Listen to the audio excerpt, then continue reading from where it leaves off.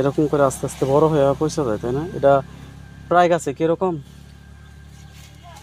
1 kilo গুলো 3-4টা ভাজা বই এরকম না, আস্তে আস্তে গোড়া থেকে মনে হয় যেরকম পছন্দ হয়ে যায়, তাই না? এটা আপনার এই যে যখন এরকম থাকে না, ওই আপনার গোড়ার পাতা যখন স্প্রেটা দিচ্ছেন না, এটাও কিছুদিন দেরি কারণে, ঠিক আছে? এরকম হলে আপনার করবেন, এই যে সমস্যাগুলো না, এটা দেখেন কত বড় একটা পেঁপে পয়সা গেছে।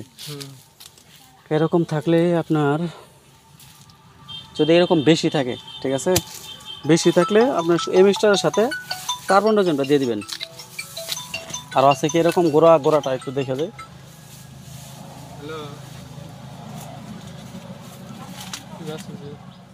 এই যে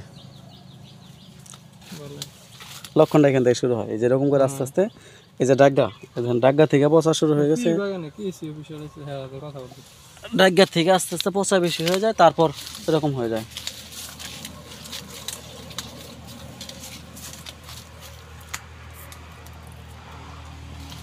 এই যে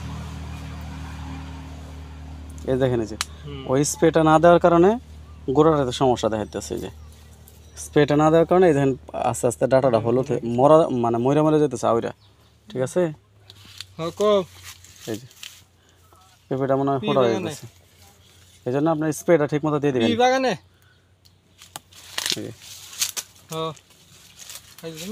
স্প্রেটা ঠিক মতো দিয়ে দেবেন, তাহলে ঠিক হয়ে যাবে ভাই।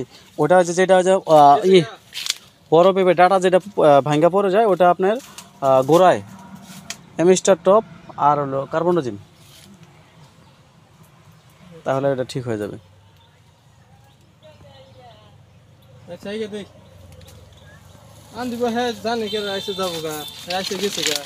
আরেকটা আছে,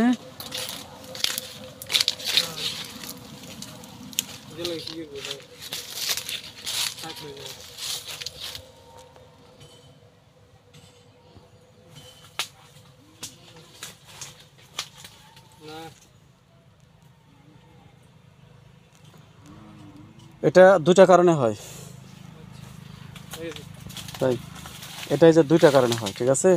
একটা ওই যে এটা দেখলাম, এটা হচ্ছে যে আপনার স্প্রেটা কিছুদিন না দেওয়ার কারণে আস্তে আস্তে ডাটাটা একটু মরে যায় সে এটার গোড়ায় তো তখন স্প্রেটা পাইছে, তখন এটা আস্তে আস্তে পচা আক্রমণ হয়। এরকমই দেখছেন, এরকম যদি হয় তাহলে কিন্তু দেখা যায় যে আরও পেঁপেগুলা অনেকটা হয়ে যাবে। যখন স্প্রেটা দিবেন না, তখন এই গোড়া সহজানি একটু পায়, ঠিক আছে? যদি পেঁপে বেশি এরকম ঝরে, তাহলে এমিস্টার আর কার্বনডাইজিম কেলিভার আছে না, কেলিভার অথবা অটোস্টেন যে কোনো একটা দিয়ে দেবেন। এমিস্টারটা আপনার বেশি দেওয়ার দরকার নেই, 12 থেকে 13 মিলি। আর আপনারা দিবেন ওই অটোস্টেন অথবা কার্বনডাইজিম যেটা আছে, ঠিক আছে, ওইটা আপনি 33 গ্রাম দিয়ে গোড়ায় দোয়া দিয়ে দিবেন, তাহলে দেখা যায় যে ঝরাটা থাকবে না।